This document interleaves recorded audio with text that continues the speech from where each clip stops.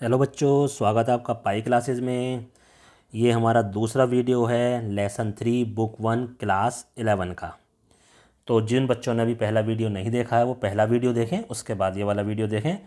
तो आइए शुरू करते हैं। इसका पहला टॉपिक है भूकंप। देखो, भूकंप के बारे में आपने सुना तो बहुत होगा। आज हम जानते हैं भूकंप होता क्या है, कैसे आता है। हमें सिर्फ भूकंप नाम पता है, इसकी डिटेल हमें ज़्यादा नहीं पता। तो भूकंप का अर्थ है पृथ्वी का कंपन, यानी पृथ्वी हिलती है, कांपती है, तो उसको भूकंप कहा जाता है। और यह एक प्राकृतिक घटना है। ठीक है, ये अपने आप आती है। पृथ्वी के अंदर से ऊर्जा निकलने से उत्पन्न तरंगें उत्पन्न होती हैं। जब पृथ्वी के अंदर की जो एनर्जी है वो जब बाहर निकलता है तो वहाँ से क्या होता है, तरंगें उत्पन्न होती हैं, लहरें उत्पन्न होती हैं, जो सभी दिशाओं में फैलकर भूकंप को लाती हैं। वो ऐसा नहीं एक ही डायरेक्शन में चलती हैं, जहाँ भी उसका फोकस होता है, जहाँ भी उसका उद्गम केंद्र होता है, वहाँ से चारों दिशाओं में फैलती हैं। अब भूप्रपट्टी पर चट्टानें होती हैं, ये तो आपको पता ही है कि भूप्रपट्टी पर चट्टानें होती हैं। भूप्रपट्टी क्या है? सबसे पहली परत है जो चट्टानों से मिलकर बनी है। प्रत्येक चट्टान की तनाव सहने की अपनी एक शक्ति होती है, यानी एक लेवल तक ही कोई भी जो चट्टान है वो तनाव को सह सकती है। जैसे एक रबड़ आपने ली, रबड़ का छल्ला जो होता है उसको आप खींचो, खींचते जाओ, एक लिमिट आ जाएगी जब वो क्या होगा, टूट जाएगा। उसकी तनाव सहने की शक्ति खत्म हो जाएगी और वो टूट जाएगा, और टूट के क्या होगा, दोबारा आपके अंगूठों पे आकर दोबारा वो जोर से लगेगा। तो उसी तरीके से होता है, जब यह तनाव अधिक हो जाता है तो चट्टानें टूट जाती हैं। ठीक है, और उनके बीच गहरी दरार बन जाती है, जिन्हें हम भ्रंश कहते हैं। तो भ्रंश का देखो पता चल गया कि जब चट्टानें टूटती हैं तो उनके बीच में गहरी दरार बन जाती हैं, जिन्हें हम भ्रंश कहते हैं। मान लो कोई भी चट्टान हमारी टूट गई, और टूटने से क्या होता है, टूटने से आपको मैं देखो थोड़ा सा चित्र सा बना के दिखाता हूँ। ये इस तरह से, ये मान लो ये चट्टान है ना, और ये यहाँ पर ऐसे टूट गई। अब जब टूटी थी तो ये इस डायरेक्शन में जा रही थी, इस डायरेक्शन, तभी तो टूटी होगी। अब टूटते ही ये फिर जैसे रबड़ का छल्ला वापस अपनी जगह पर आता है ना, तो फिर ये दोबारा, ये जो चट्टानें दोबारा इधर को आएंगी। जैसे रबड़ का छल्ला वापस आया तो ये अपनी पोजीशन पर दोबारा वापस आएंगी, तो जिससे कंपन पैदा होगा। और ये जो हमारे बीच में ये जो दरार बन गई, जो मैंने काली ये लाल रंग से कर दिया है, ये होता है हमारा भ्रंश। अब कहता है कि दरार के दोनों ओर की सतह, है ना, दरार के दोनों ओर की सतह, ये जो मैंने बनाई है इधर, इधर और इधर, जब विपरीत दिशा में गति करती हैं तो परिणाम स्वरूप ऊर्जा निकलती है। यानी जब ये इधर जा रही है, ये इधर जा रही है, तो इनके बीच में से ऊर्जा निकलती है और तरंगें सभी दिशाओं में गतिमान हो जाती हैं। फिर एक लिमिट के बाद ये दोबारा वापस आती हैं, तो फिर पृथ्वी में कंपन पैदा होता है, सभी दिशाओं में गतिमान हो जाती हैं जो हमारी तरंगें हैं। तो ये इस दिशा में भी निकलेगी, इस दिशा में भी जो तरंगें हैं, तरंगें फिर हमारी सभी दिशा में निकलना शुरू हो जाती हैं। इन तरंगों से ही पृथ्वी में कंपन होता है, जिसे भूकंप कहा जाता है। तो आपको अब समझ में आ गया भूकंप कैसे आता है। वह स्थान जहाँ से ऊर्जा निकलती है उसे भूकंप का उद्गम केंद्र कहते हैं। मैं आपको एक छोटा सा चित्र बना के दिखाता हूँ। मान लो ये हमारा पृथ्वी है, ये ऊपर की परत है, और ये हमारा स्थलमंडल। मान लो यहाँ पर भूकंप आया, ठीक है, तो ये हमारा हो गया फोकस। ये क्या हो गया, फोकस, या इसको उद्गम केंद्र भी कहते हैं। और यहीं से हमारा भूकंप, ये तरंगे इधर भी जाती हैं, इधर भी जाती हैं, इधर भी जाती हैं, सब डायरेक्शन में ये हमारी तरंगे चलती चली जाती हैं। अब कहता है इसको अवकेंद्र भी कहते हैं। ये जो फोकस है इसको ये अवकेंद्र भी कहा जाता है। पृथ्वी का वह बिंदु जो उद्गम केंद्र से समीप होता है अधिकेंद्र कहलाता है। अब ये अधिकेंद्र होता क्या है, यहीं पर सबसे पहले भूकंप को महसूस किया जाता है। यह केंद्र के ठीक 90 डिग्री के ऊपर होता है। यानी कि जैसे ये है तो ये ऊपर यहाँ पर 90 डिग्री, तो ये जो पॉइंट है ये है हमारा अधिकेंद्र। सबसे ज़्यादा नज़दीक पृथ्वी के ऊपर धरातल का यही बिंदु हमारा होता है, तो इसको हम अधिकेंद्र कहते हैं। और ये हमारा स्थलमंडल है, ये 0 किलोमीटर, ये लगभग 200 किलोमीटर। इस एरिया में ही भूकंप आता है, इसके बाहर नहीं आता है। अब आती हैं भूकंपीय तरंगे, जो बार बार भूकंपीय तरंगे की बात हो रही है ना, भूकंपीय तरंगे पढ़ते हैं। सभी प्राकृतिक भूकंप स्थलमंडल में ही आते हैं, अर्थात 200 किलोमीटर की गहराई। स्थलमंडल पृथ्वी के धरातल से 200 किलोमीटर की गहराई वाले भाग को कहा जाता है। हम डिटेल में पढ़ेंगे इसके बारे में जब पृथ्वी की आंतरिक संरचना पढ़ेंगे, ठीक है। तो भूकंपीय तरंगों को भूकंप मापी यंत्र या भूकंप लेखी यंत्र सिस्मोग्राफ से मापा जाता है। ये आपने सुन रखा होगा और पढ़ा भी होगा।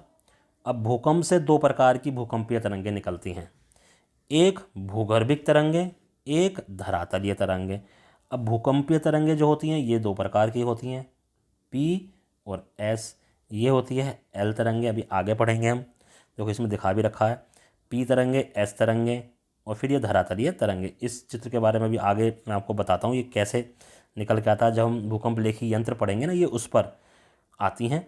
तो पी तरंगें ये हैं, ये सबसे पहले पहुँचती हैं धरातल पर, फिर ये एस तरंगें आती हैं, और फिर ये धरातलीय तरंगें। ये सबसे ज़्यादा देखो अभी देखो इसकी जो ये हैं ये थोड़ी ज़्यादा हैं, इसकी वेवलेंथ थोड़ी कम, और धरातलीय तरंगों की सबसे ज़्यादा है। तो धरातलीय तरंगें ही सबसे ज़्यादा नुकसान पहुंचाती हैं। पढ़ते हैं अभी आगे हम। क्या था, भूगर्भिक तरंगें उद्गम केंद्र से ऊर्जा निकलने के दौरान पैदा होती हैं। अभी ऊपर मैंने बताया था ना कि उद्गम केंद्र कौन सा होता है, फोकस बोलते हैं जिसको, वहाँ से जब ऊर्जा निकलती है तो तभी ये भूकंपीय तरंगें पैदा होती हैं और पृथ्वी के अंदरूनी भाग से होकर सभी दिशाओं में आगे बढ़ती हैं। यानी कि मान लो अगर ये भूकंप केंद्र है तो ये सभी डायरेक्शन में जाएगी, एक डायरेक्शन में नहीं, चारों डायरेक्शन में, हर डायरेक्शन में फैलेगी पृथ्वी के। ठीक है, इसलिए इन्हें भूगर्भिक तरंगें कहा जाता है, क्योंकि पृथ्वी के अंदर है। तो भूगर्भिक तरंगों एवं धरातलीय चट्टानों के मध्य अन्योन्य क्रिया के कारण नई तरंगें उत्पन्न होती हैं, जिन्हें धरातलीय तरंगें कहते हैं। अब जब ये भूगर्भिक तरंगें हैं, जब ऊपर की तरफ आती हैं धरातल की तरफ, वहाँ पर चट्टानें हैं, उनके बीच में अन्योन्य क्रिया होती है, यानी ये तरंगें और वे चट्टानें एक दूसरे को प्रभावित करती हैं, एक दूसरे को प्रभाव डालने की कोशिश करती हैं, तो नई तरंगें उत्पन्न हो जाती हैं, जिन्हें धरातलीय तरंगें कहते हैं। और ये सिर्फ धरातल के ऊपर चलती हैं। जो हमारा पृथ्वी का धरातल है ना, मान लो ये जो हमारी ज़मीन है, ये सिर्फ ऊपर चलेंगे ऐसे ऐसे इस डायरेक्शन में धरातल के साथ साथ। ठीक है, तो पी तरंगे व एस तरंगे धरातलीय तरंगे। ठीक है, पी तरंगे व एस तरंगे धरातलीय तरंगे। धरातलीय तरंगों के साथ साथ पी तरंगे और एस तरंगे भूगर्भिक तरंगों के उदाहरण है। अब कहता है धरातलीय जो तरंगें धरातल के साथ साथ चलती हैं, इन तरंगों का वेग अलग अलग पदार्थों से गुजरने के कारण परिवर्तित हो जाता है। यानी जब द्रव में से गुजरती हैं तो इनका वेग कुछ और होता है, ठोस में से गुजरती हैं तो कुछ और होता है। वैसे क्या होता है, जिनमें पदार्थों का घनत्व ज़्यादा होता है वहाँ ये ज़्यादा होती हैं। अधिक घनत्व वाले पदार्थों में इनका वेग ज़्यादा होता है, यानी कि ठोस वस्तुओं में ज़्यादा होता है।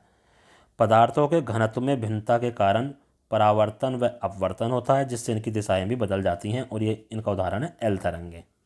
अब डिटेल में पढ़ते हैं। प्राथमिक तरंगे कह लो, पी तरंगे कह लो, या अनुदैर्घ्य तरंगे कह लो, एक ही बात है। यह तीव्र गति से चलती हैं, 6 किलोमीटर प्रति सेकंड। यह धरातल पर सबसे पहले पहुंचती हैं, धरातल पर भी सबसे पहले पहुंचती हैं, और सिस्मोग्राफ में भी सबसे पहले यही तरंगें नोट की जाती हैं। यह ध्वनि तरंगों जैसी हैं।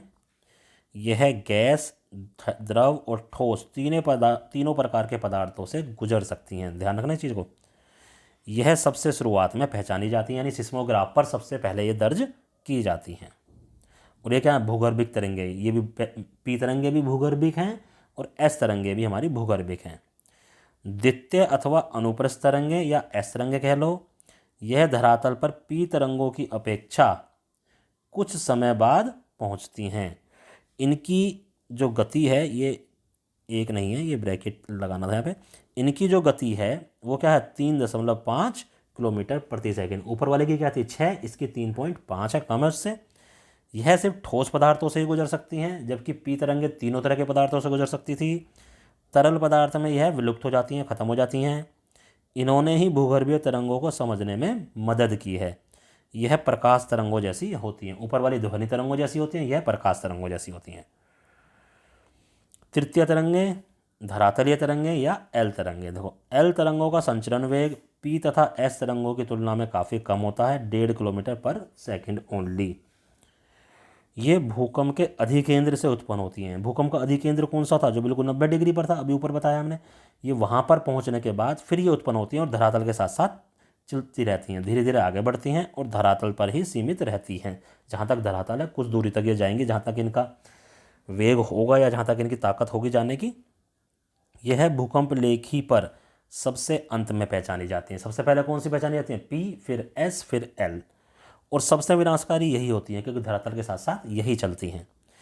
इसमें चट्टानें विस्थापित हो जाती हैं, एक स्थान से दूसरे स्थान पर खिसक जाती हैं और इमारतें गिर जाती हैं, क्योंकि उन चट्टानों के ऊपर तो इमारतें। अब चट्टानें आप ये बस लो, पत्थर, चट्टानें मिट्टी की भी हो जाती हैं, तो ये थी हमारे तरंगों के बारे में। अब इन तरंगों का छाया क्षेत्र, ठीक है। तो तरंगों का छाया क्षेत्र, ये पढ़ने से पहले मैं आपको इनके ग्राफ दिखाता हूँ, जो इनके फिगर हैं उसमें आपको ये आसानी से समझ में आएगा। जैसे ये है हमारा पी तरंग का छाया क्षेत्र। इसको ध्यान से देखो, ये हमारा भूकंप का अधिकेंद्र है, यहाँ से हमारी तरंगें उत्पन्न हुई, तो पी तरंगें अब ये हर दिशा में चली गई, ठीक है, सभी दिशा में जा रही हैं। अब ये जो बीच का क्रोड है, ये क्रोड दो तरह का होता है। ये अंदर ये जो सारा पोर्शन है ये ठोस होता है और ये सारा लिक्विड होता है इसके चारों ओर। तो और इसके ऊपर फिर सारा ठोस आ जाता है। ये सारा देखो ठोस में जा रही है, लेकिन जैसे ही ये तरंगे यहाँ पर आई तो लिक्विड पोर्शन में करी, और लिक्विड में जाते ही इनका जो रास्ता है वो बदल जाता है। ये ऐसे जानी चाहिए थी सीधी, लेकिन ऐसे नहीं जा पाती, इसका रास्ता ये बदल गया। लिक्विड में जाती देखो सारी रास्ते सबके बदल गए, और फिर जब लिक्विड से बाहर निकली तो फिर ये इस तरह से निकली। यानी इसका मतलब कहना है ये जो एरिया रह गया, ये 105 डिग्री से 145 डिग्री इस साइड भी और इस साइड भी, यहाँ पर कोई पी तरंग नहीं पहुँच पाती। तो ये जो एरिया है ये पी तरंगों के लिए छाया क्षेत्र है। यहाँ किसी भी प्रकार की पी तरंग हमारी नहीं पहुँच पाती हैं 105 डिग्री से परे। पी तरंगों का आ गया। ऐसी एस तरंगों का है। अब क्योंकि ये जो सारा एरिया है यहाँ पर द्रव अवस्था है, और द्रव के अंदर तो ये घुस ही नहीं पाती। तो देखो जैसे यहाँ पर ये टकराई, यहाँ से यहाँ तक तो निकल गई, जैसे ये अंदर आई, ये अंदर नहीं घुस पा रही क्योंकि आगे सारा द्रव का एरिया, और द्रव में जाती ही तो ये विलुप्त हो जाती है, अभी ऊपर पढ़ा। तो इसमें 105 से लेकर और 105 दूसरा ये जो एरिया है ये सारा छाया क्षेत्र है। यहाँ कोई भी एस तरंग भी नहीं पहुँच पाती। यानी कि 105 से 145 डिग्री तक पी भी नहीं पहुँच पा रही और एस भी नहीं। 105 और 145 डिग्री तो ऐसा हो गया कि यहाँ कोई तरंगें नहीं पहुँच पा रही हैं। तो ये इनके छाया क्षेत्र होते हैं। आइए अब इनको पढ़ते हैं डिटेल में कि ये जो मैंने आपको बताया ये बस वही हमें पढ़ना है इसमें अब, ठीक है। तो देखिए क्या है ये, तो ये है कहता भूकंप लेखी यंत्र, जो सिस्मोग्राफ होता है। भूकंप लेखी यंत्र सिस्मोग्राफ पर दूर स्थानों से आने वाली भूकंपीय तरंगों को अभिलेखित अर्थात दर्ज किया जाता है, उसमें दर्ज की जाती हैं। कुछ क्षेत्र ऐसे भी होते हैं जहाँ कोई भी भूकंपीय तरंग नहीं हो पाती दर्ज, अभी बताया ना छाया क्षेत्र बोलते हैं। ऐसे क्षेत्र को भूकंप के छाया क्षेत्र कहा जाता है। एक भूकंप का छाया क्षेत्र दूसरे भूकंप के छाया क्षेत्र से अलग होता है, सही बात है। वो डिपेंड करता है कि भूकंप आया किस जगह है, क्योंकि वहीं से हम सारे एंगल्स नापना शुरू करते हैं। भूकंप लेखी भूकंप अधिकेंद्र, जो भी अधिकेंद्र होगा वहाँ से 105 डिग्री के भीतर किसी भी दूरी पर पी तथा एस दोनों तरंगों को अभिलेखित करते हैं। यानी 105 डिग्री तक तो दोनों तरंगें पहुँच रही हैं। भूकंप लेखी अधिकेंद्र से 145 डिग्री से पी आगे सिर्फ पी तरंगे ही पहुंचने को दर्ज कर पाते हैं, क्योंकि 145 से आगे पहुंचती हैं ये, एस तरंगों को दर्ज नहीं कर पाते क्योंकि लिक्विड पोर्शन में वो नहीं जा पाती हैं। अतः वैज्ञानिकों का मानना है कि भूकंप अधिकेंद्र से 105 डिग्री और 145 डिग्री के बीच का क्षेत्र दोनों प्रकार की तरंगों के लिए छाया क्षेत्र है। यहाँ पर कोई भी तरंग नहीं पहुँच पाती, अभी मैंने आपको चित्र में बताया था।